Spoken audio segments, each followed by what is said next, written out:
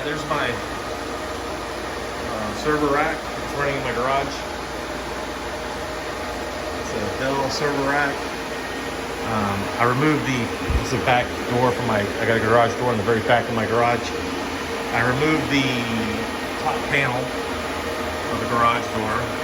Got the garage door kind of locked in place so it can't go up. And on this panel, I've got six. They're probably about 4.5, 5-inch holes in the back of this thing. And to let fresh air come in, because this garage is set to a negative pressure, because I have blower fans that are running on the back here. So there's 2 sets of them. They're louvered blower fans. Only one of them is open right now and running, because here's the temperature probes that read the indoor temperature of the garage, and here's the controls for those. And this one here that's running, it's showing that it's 78, 77 degrees inside the garage. This one will run at 75. Anytime it's above 75 degrees, it's going to kick this on. It's a variable speed fan. It's running at 10, so it's running at full speed. This one won't kick on until we get above 82. That's the secondary fan that'll kick in if the heat gets too much, because these servers, I'll show you. These servers are drawing air from the front and drawing the air and going across, and it's being exhausted out the back. And I'll keep a styrofoam board right here, so it literally just comes out right out the back of this server. I don't know if you can see that. You can kind of see some of the lights running back in here. But each one of these are producing heat, and they're blowing this heat out, and then it's coming directly here and getting going right out the door, out the fan, out the exhaust. Like I said, if it gets too hot, then it kicks on the secondary one, so we get a lot more airflow.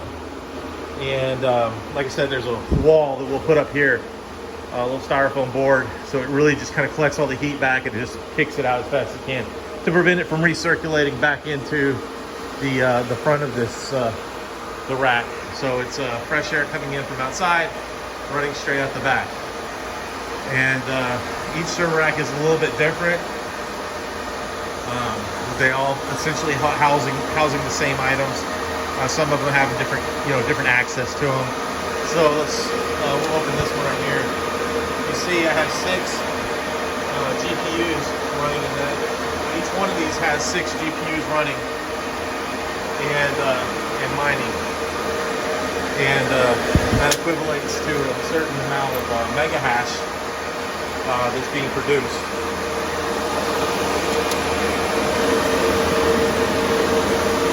There's fans that are inside.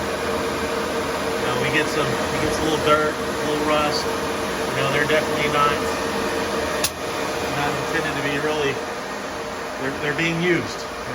So. It makes money. This rig cost me about 10 grand to put together, to build, and I got ROI, return on investment, within about a month and a half, 2 months of this thing running. So right now pretty much everything I've got going is all profit, and I hang on the coin. I'm hanging on the coin. I'm a big believer in Ethereum. When I was mining this stuff, it was paying out. Every 2 days I'd get a tenth of an Ethereum. It slowed down recently. Now it's like once a week I'll get a tenth of an Ethereum. But the price of Ethereum has definitely increased. So I've got some more spaces down here on the bottom. I do plan on adding more. That top one's not running. I think my goal would actually be to continue on doing this. Even if Ethereum goes to proof of stake versus proof of work, there's still going to be money involved in crypto mining. The hash rate's going to go somewhere, and that's going to definitely kick up another coin. I've got some extra risers in that box too for the graphics cards, but it's all about the GPU. All GPU miners. The majority of what I have is RX 580s and 570s. They're all 8 gigs because the DAG is now over 6 gigs, or actually 5 gigs. So a 4 gig graphics card will no longer mine Ethereum. You can still mine other coins if you have that, but right now Ethereum is the most profitable cryptocurrency to mine. So anyway, I haven't seen this thing, and honestly, I haven't even been in the garage for the last 2 or 3 months, and this thing's been running like a champ. I remotely monitor it on my phone using a HiveOS, not NiceHack or NiceHash. It's definitely a nice setup. Takes a while to tweak. Once you set it, you forget it, Ron Popeil style, and let it make money. I still have the assets themselves if they don't burn up or get completely filthy. One of these days, I think in the fall, I'm going to have to come in here and take this thing apart and slowly but surely clean these things. And I've been really fortunate on these graphics cards. Back when I was buying the graphics cards, I was paying about $225 a piece, and it was real frustrating then that I was paying that much money.